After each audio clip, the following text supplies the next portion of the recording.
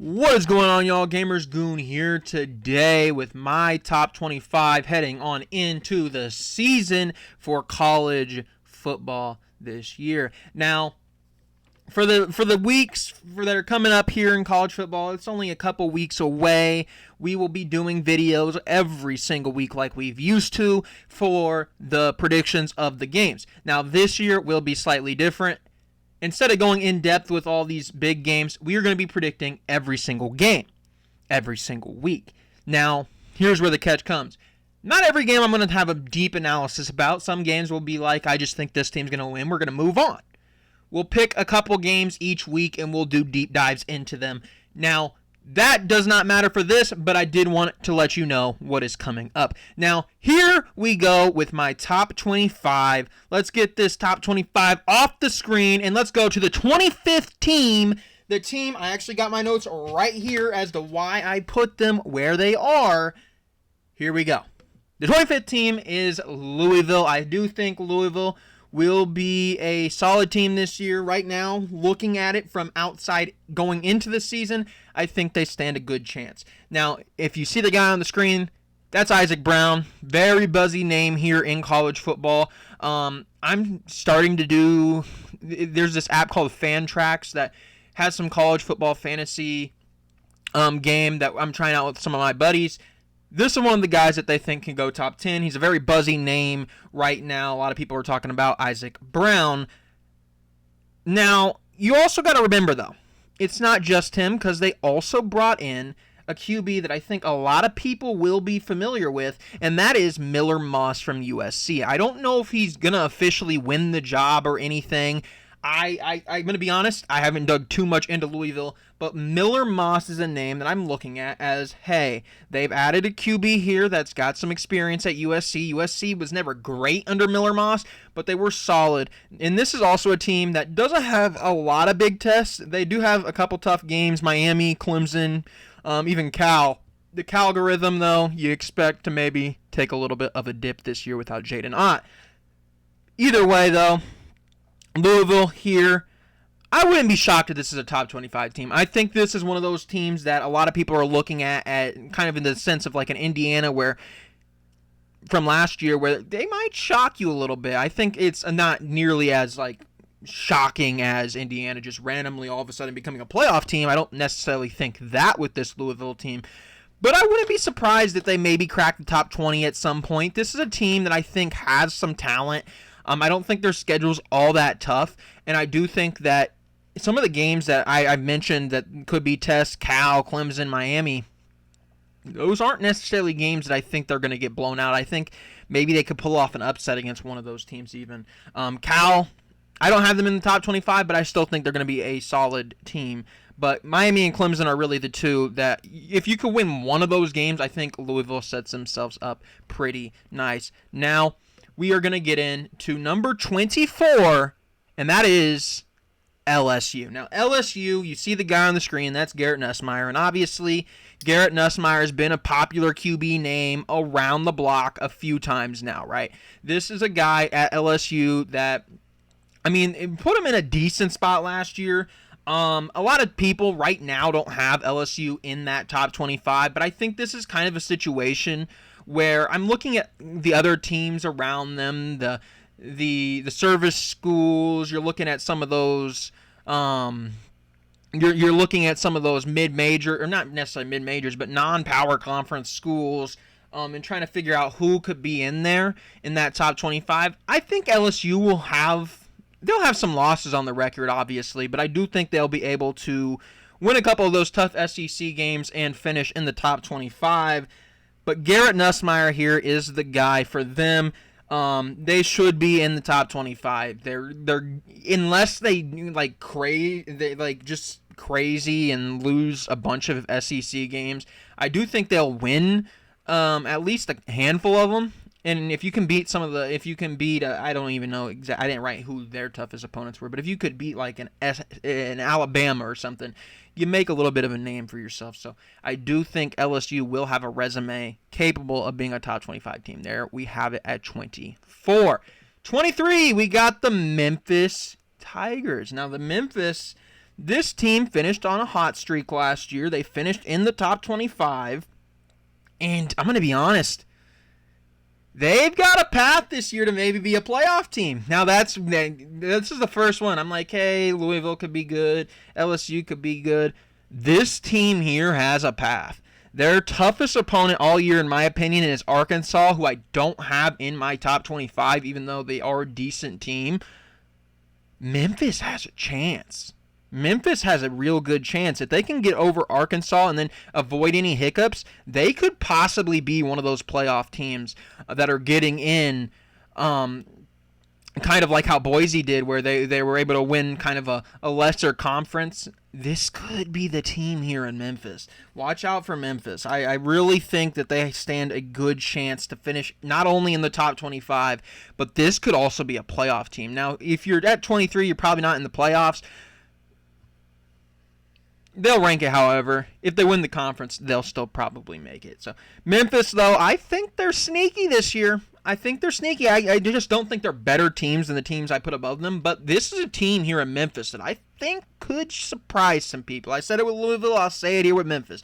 And I'm more confident in Memphis than Louisville. And I think Louisville is a solid team. I think Memphis, though, just has a very, very favorable schedule in front of them. 22 now. We are going to be moving on to Missouri, another M team here this time, and yes, I know it's Luther Burden on the screen. I couldn't think of anybody really to put here. I'm going to be honest. I couldn't think of any of their Missouri players to put here, but this is a team, once again, finished in the top 25 last year.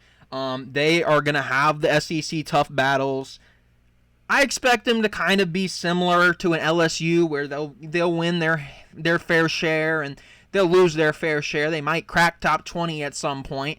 This is a solid team. I don't necessarily think it's an upper echelon SEC team, but I do think that they will be able to build a resume, maybe beating an Alabama, maybe beating an LSU. I don't know exactly who they played. Some of these teams I did write down who they played, some I didn't.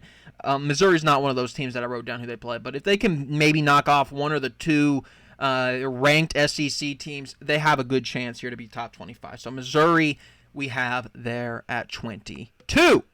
21! You might be like, wow, am I seeing UNLV on my screens? Yes, you are. They do have some tricky games, though. They do have some tricky games. We got Boise State, who is coming off of a playoff run. UCLA, who now has Nico Imaliava. That might be a little bit of a concern if you're playing against them. Tough quarterback there.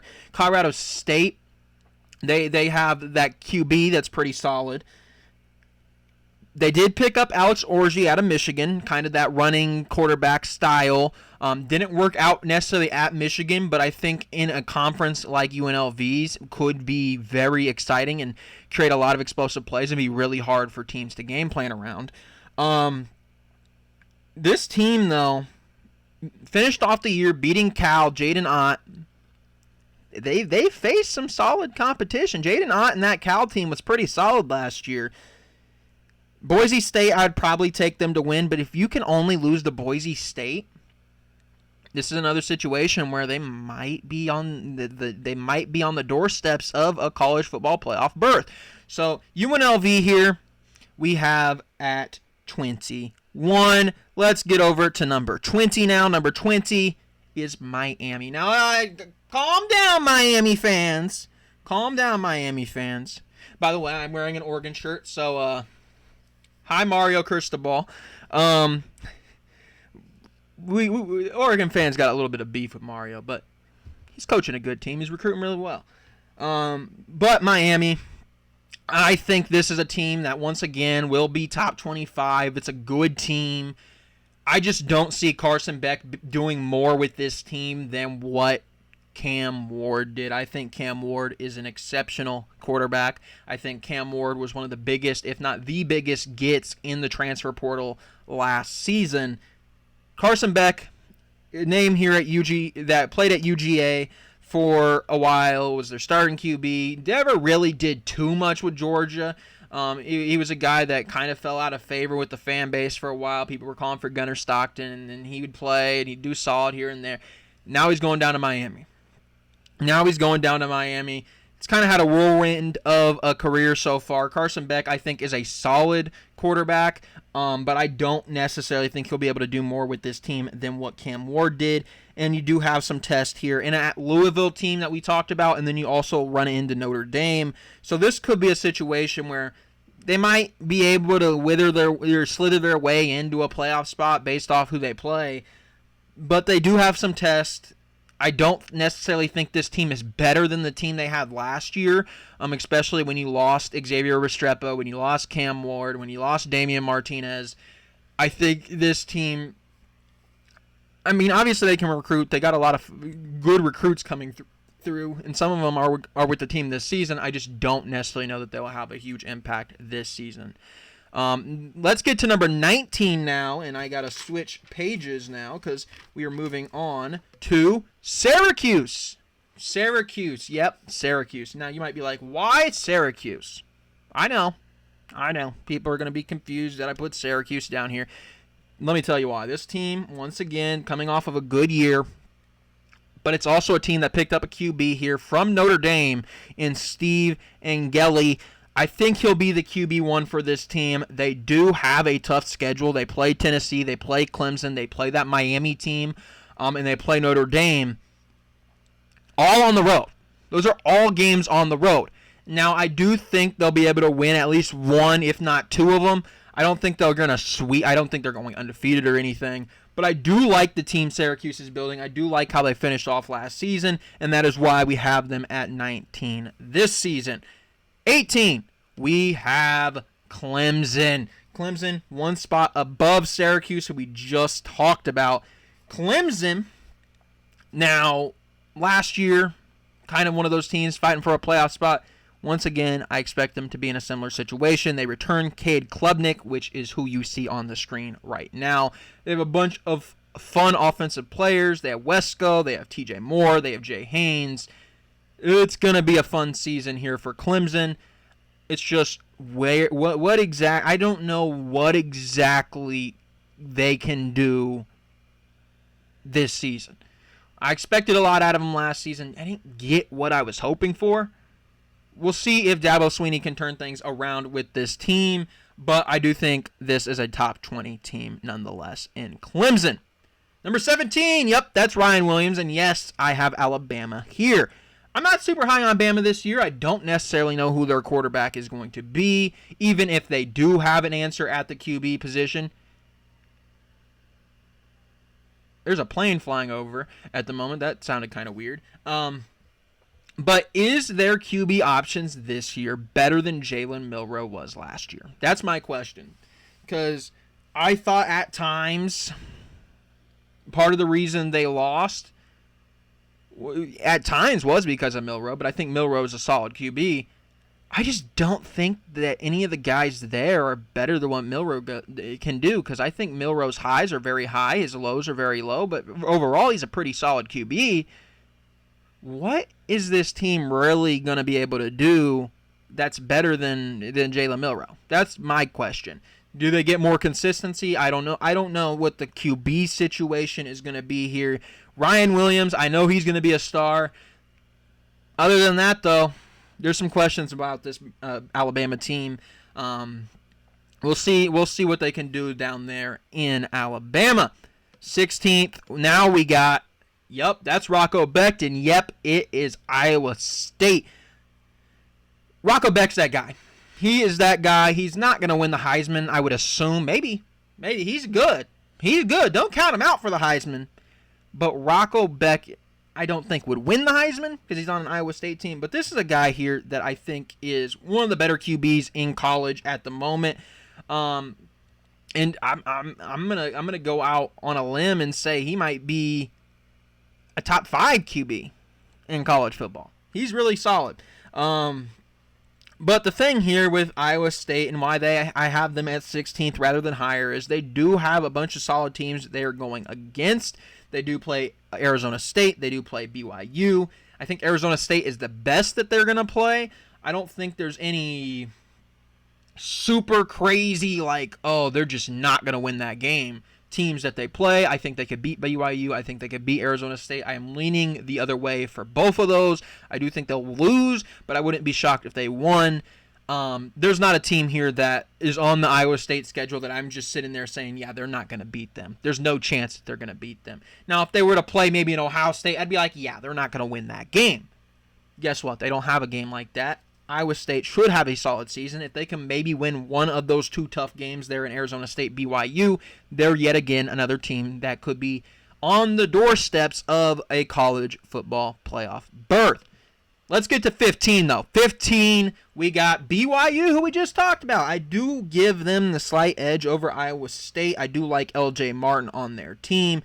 It's a team that has, for the most part, been pretty solid throughout their tenure in college football.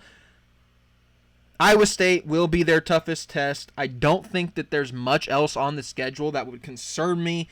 This is a team, though, that I think has definitely some potential to make a run in the college football playoff scene. Let's go to 14. 14 is Curt Cignetti. Just Curt Cignetti. No, I'm just kidding. It's Indiana. Indiana I have at 14 because I need them to prove it. I need them to prove it. A lot of hype from last year, obviously, coming off of nobody expecting them to be in the playoffs. They were in the playoff. Nobody expected them to really even be competitive in the Big Ten. They were. Curt Cignetti turned that team around. I know some people don't like Curt Cignetti. I know some people don't like how arrogant he can be at times, but you got to give the man credit. You got to give the man credit. I got to admit, Curt Cignetti knows how to coach. He's one of them coaches where you're like, yeah, we got ourselves a good one. Curt Cignetti, though, flipped that Indiana team around. But this year, you have a prove-it type of schedule. I do know that he got a lot of flack, and I was also one that was like, wow, really? Really? After last year, you're saying that? They took Virginia off the schedule because he said in one of his conferences, like, oh, that's an SEC tactic, taking off a tougher opponent, replacing him with a less tough opponent. Yeah, SEC does that. But coming off last year, kind of not the time to do it if you're Indiana, because there was a lot of question about their strength of schedule last year. But this year, yeah, they don't have a super strong out of conference, but they do run into some Big Ten, like, top tier teams. They run into Illinois, who a lot of people think could be a top 10, top 15 team this year. They run into Oregon, who a lot of people think probably could be top 5. A team that last year was probably the second best team in college football behind Ohio State, just ran into them a little bit too early in the playoffs, beat them in the regular season. The only team in that playoffs to have beaten Ohio State, yeah, obviously Michigan did as well, but they weren't in the playoffs. Oregon, they play. And then Penn State, another team that went deep into the college football playoffs, returning their 3 biggest pieces in Drew Aller, Nick Singleton, and Katron Allen. So, yeah, Indiana, you're going to have to prove it this season. You're going to have to at least knock off one of those 3. Illinois probably being the most likely. But this is a prove-it type of year for Indiana. This is as high as I can put them until they prove it. You got to go out there and you got to prove it. Beat Illinois, beat Oregon, beat Penn State, and nobody will ask questions about why you belong in the playoffs. You go out there, do what you did last year, not looking too hot against some of the top-tier teams. There's going to be questions. But they did bring in Fernando Mendoza, who is somebody that Indiana fans couldn't get excited about at the QB position. Next, we got number 13. Number 13 is Shane Beamer's team.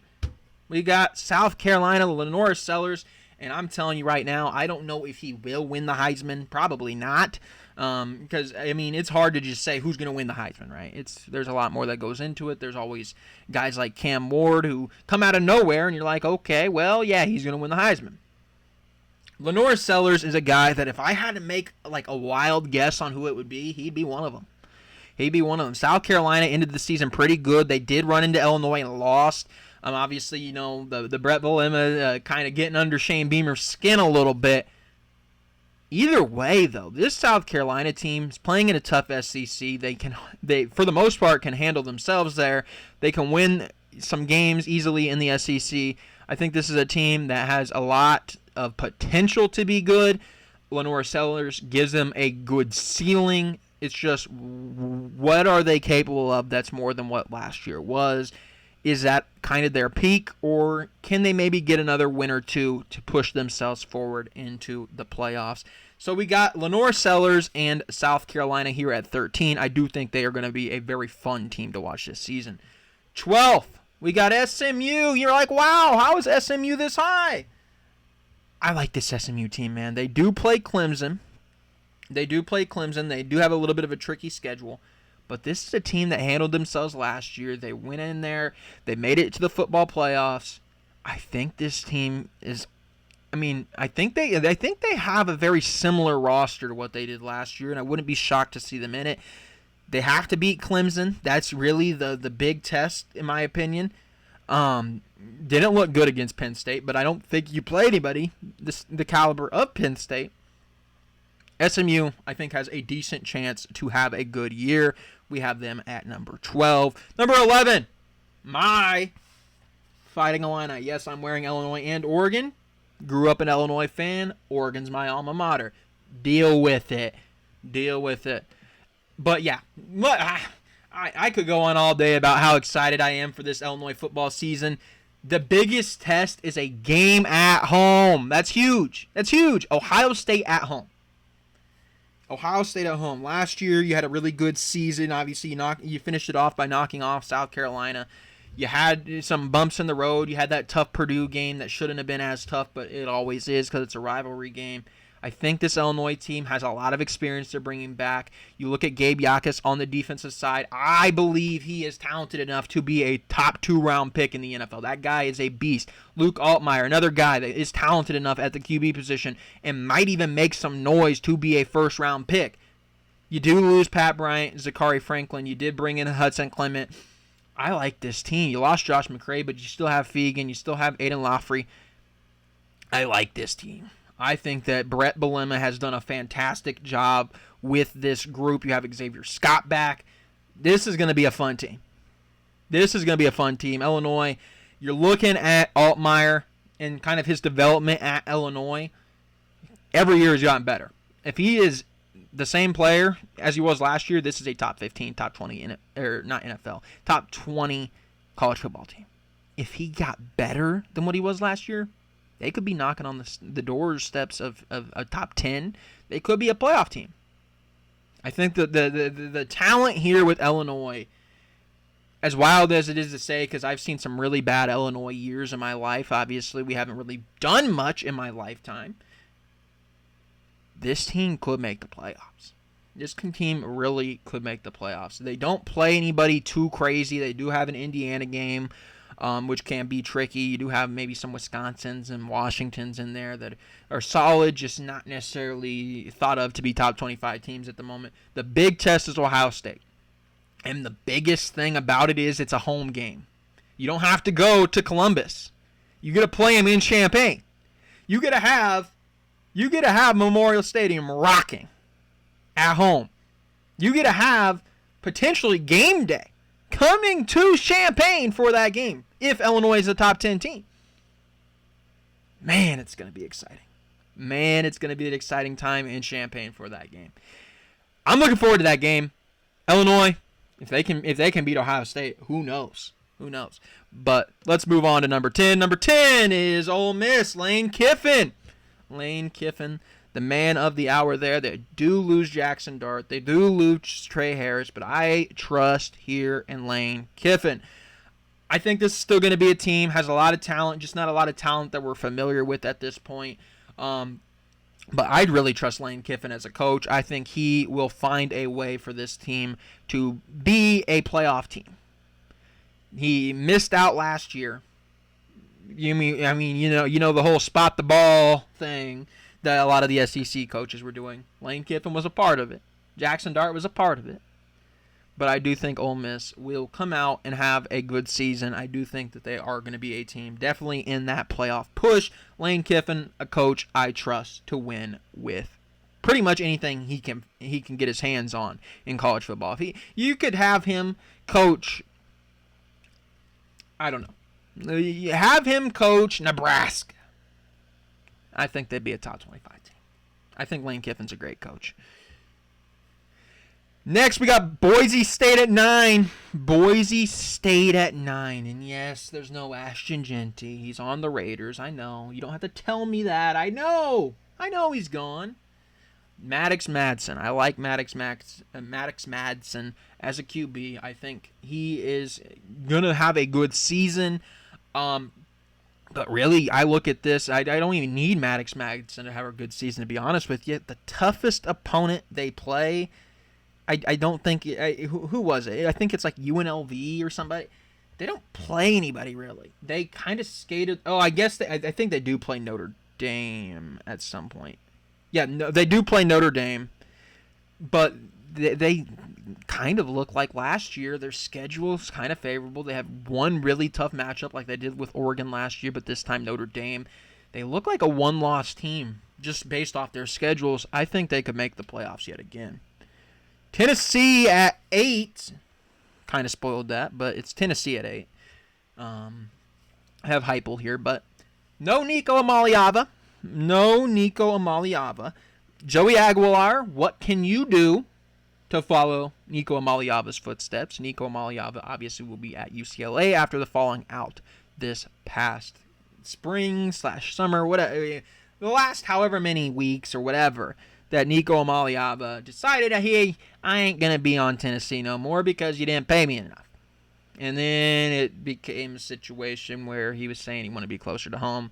I don't know. Pick your side on that. I don't really care one way or another. I think Tennessee will be a good team. I think UCLA will have a solid year, but I think Tennessee just loaded with talent. Aguilar, I don't know exactly what to expect out of him compared to what Nico could bring to this team. They did lose a couple receivers there, but this is a team that's just still loaded with talent.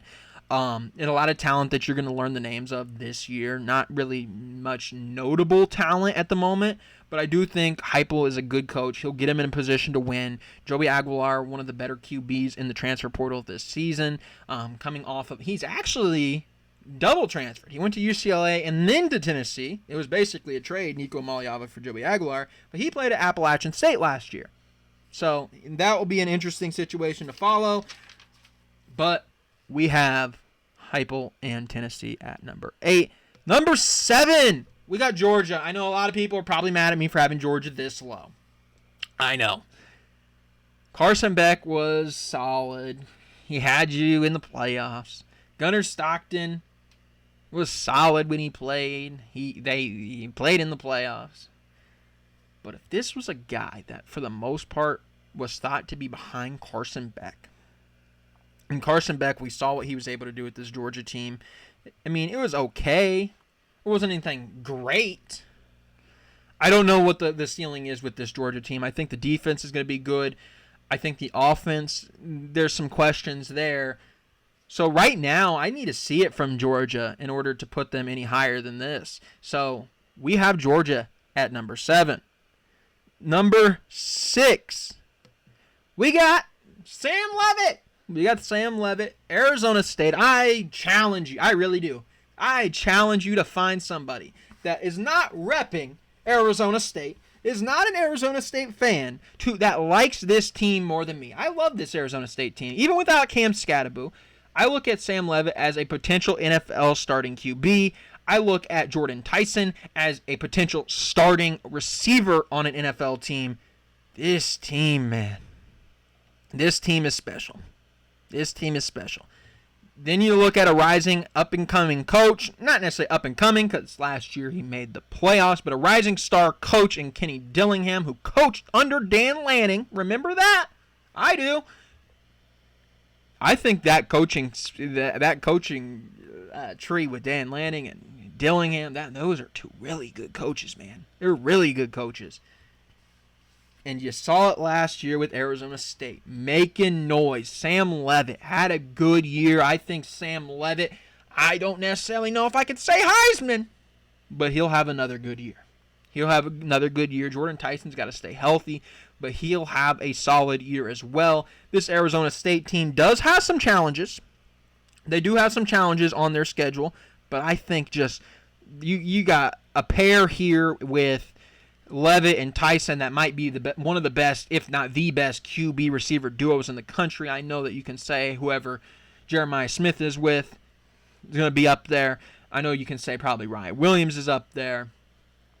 If I'm talking about just pure QB and receiver, not just receiver carrying the whole thing for Jeremiah Smith, this is probably one of the best, if not the best, duos in all of college football. And then you got Kenny Dillingham, who I think is an absolute star of a coach. I think he's a star. This team's going to be good. They're going to be some dogs. They're going to go out there, and they're going to win some games. I like what Arizona State can do. Fifth, we got Texas. I did it yet again. I kind of spoiled it, but fifth, we got Texas. Arch Manning. I know a lot of people are probably upset with me at this one. Texas. How are they not top 3?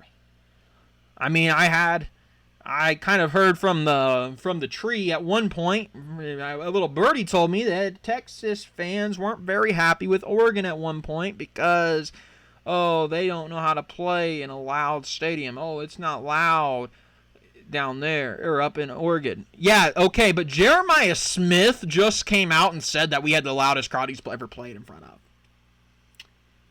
I don't know why Texas is trying to start beef with us, but it's okay. It's okay. Texas, the best I can have you as at fifth. I do think you're a good team. Obviously, you have a lot of talent on your team. Recruit very well. Arch Manning, you think, has a good year, but I have yet to see Arch Manning get the test he's going to have week 1. He runs into Ohio State week 1. Are you going to sink or are you going to swim, Arch? That's the question. Until I see that answer, best I can do is fifth for him. Number 4, another playoff team from last year. We got Penn State. Penn State, I think they're going to have a good year. You got a Heisman candidate here and Drew Aller / draft hopeful. There was some buzz about him potentially going to the draft. You have the best running back duo in the country in Nick Singleton and Katron Allen. You have a really good defense. James Franklin, I know Penn State fans kind of joke with him, hey, you never win anything. He got you deep into the playoffs last year. You were one game away. You almost did it. But I think here, this is a team that I look at. Yes, they do have some tricky games. They play some tricky teams at times. But this is a team that I don't think really. You run into Oregon and Ohio State. Those are the two big ones. You can lose both. You'll still be in the playoffs. Those are two teams that you expect to be finishing in the top 5, at worst top 10. I mean, unless somebody goes down or something crazy happens, you kind of just imagine that those teams would be in the top 10. You have 2 potential L's on your schedule. You should handle business everywhere else. This is a good team here in Penn State. They're on a path yet again for the playoffs. We'll see if they make it, but they're on a path. They have a path. Number 3, we have Notre Dame. Jeremiah Love, probably the first running back drafted next year, and a potential Heisman candidate as well. Not very many Heismans are running backs. We saw it last year with Ashton Genty. Guess what? Jeremiah Love is also going to be up there as one of those running backs that gets drafted early in the first round. He is a very talented running back. Did play banged up in the playoffs and still looked really good. The image I decided to use was not the one of him hurdling somebody, but he can do that. Tough runner, runs through contact, elite talent at the running back position. You got a team here that I think for the most part, yes, you lost your QB, Riley Leonard. You have a couple guys, CJ Carr, a couple guys there at quarterback. But you don't really play anybody. I mean, you do run into Boise State. You should win this. You should have an easy path. I'm going to be honest. They should make it to the playoffs. I mean, we know about their infamous Northern Illinois hiccup last year. We know about that.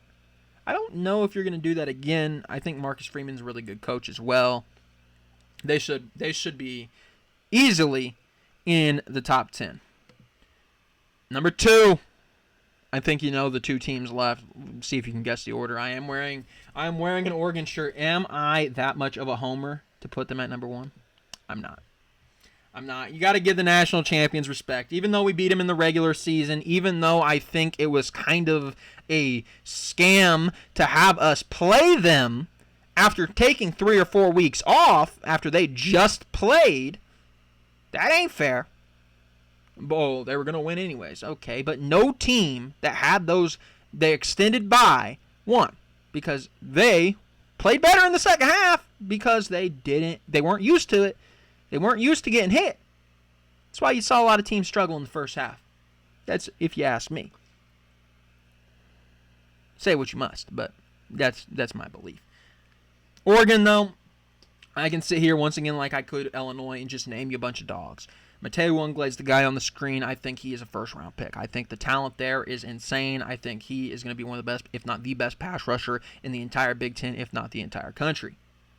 You look at the quarterback position, obviously there is no more Dylan Gabriel, but guess what? Dante Moore is around. He didn't start last year, obviously, but he was a starter at UCLA. Got to sit behind Dylan Gabriel. And a lot of Oregon players have been coming to his, like, not necessarily defense, but been hyping him up as like, oh, who's going to be the high? Oh, Dante Moore. Is that true? We'll see. But you look at Dan Lanning, once again, a rising star coach. I think you can already say he is a star of a coach. Whereas maybe Dillingham has done it once now. Dan Lanning's done it 3 times. Been a top 10 team 3 times. Dan Lanning, you can say, yep, he's one of those coaches. He's got to win the big one, but he's right on the cusps of doing that, in my opinion. You look at the receivers, yes, Evan Stewart is down. Does that worry me? Slightly, it does. I do think it makes some of those those tougher games, the Penn State's a little bit tricky. But I look at a schedule here, and I'm not really that scared of anybody outside of Penn State, to be honest with you. You don't have to play Ohio State in the regular season. You can make an argument that they were the best team last year other than Ohio State. Obviously, they didn't make it to the final game of the college football playoffs, but they did run into them. Oregon, I'm telling you, you got DeCorian Moore at receiver, who I think will be very, very good. I don't know if he'll be Jeremiah Smith good. I think he could be at least a Ryan Williams type of good, where it's like, yeah, he's receiver 1, but he's not guaranteed to be like a top 3 pick when he gets drafted. That's kind of how Jeremiah Smith is. It's just like, oh, that guy's that good. I got to see it from DeCorian Moore, but I think he is a first-round talent. I do. Evan Stewart obviously being hurt. That sucks. You got Malik Benson in there. You got a couple running backs, Noah Whittington, Malachi Hughes on the team now. Obviously, tight end, we expect a big year out of Kenyon Sadiq. Defensively, a lot of talent there as well. Brought in Dylan Thieneman, who will play safety. A lot of talent on this Oregon team. A lot of talent on this Oregon team. Good coaching staff. They'll be a top 10 team. Will the receiver lack of Evan Stewart, will that hurt them? I don't know. We'll have to see. But I think this is yet again another season where the Oregon Ducks will be playing in the playoffs. Will they be playing in the Big Ten Championship? I don't know. Depends on how Penn State goes, to be honest with you. I think you beat Indiana. I think you can beat a couple of those teams that are going to be kind of middling to good Big Ten teams. Penn State's a tough one. Penn State will be the tough one. And then number one, I kind of already told you who it is.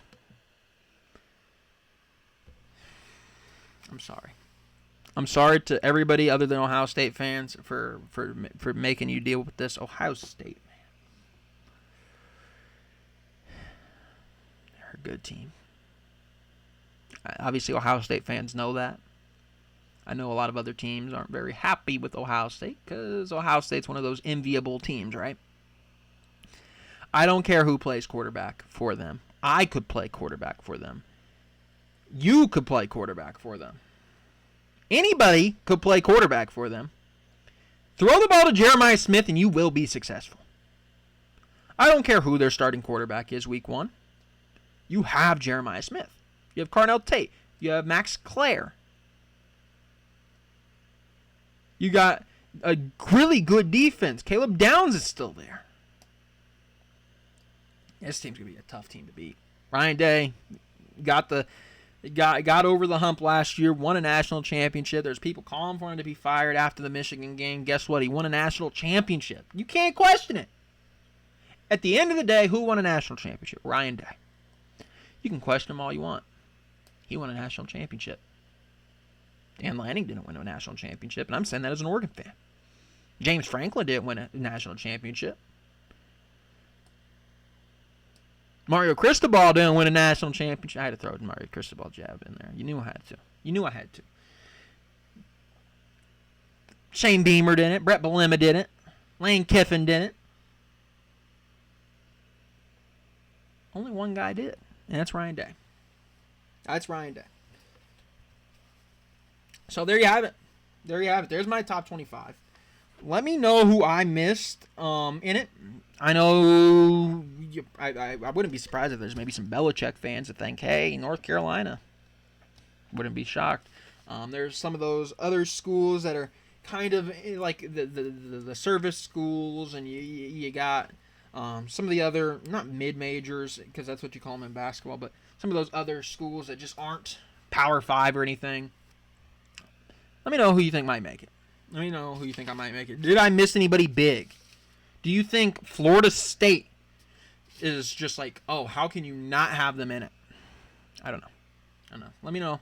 Let me know down below who you think should have been in the top 25. Do you think this is a good list? If not, well, we're going to be doing this every single week. Anyways, thank you for watching, and I will see you all next time.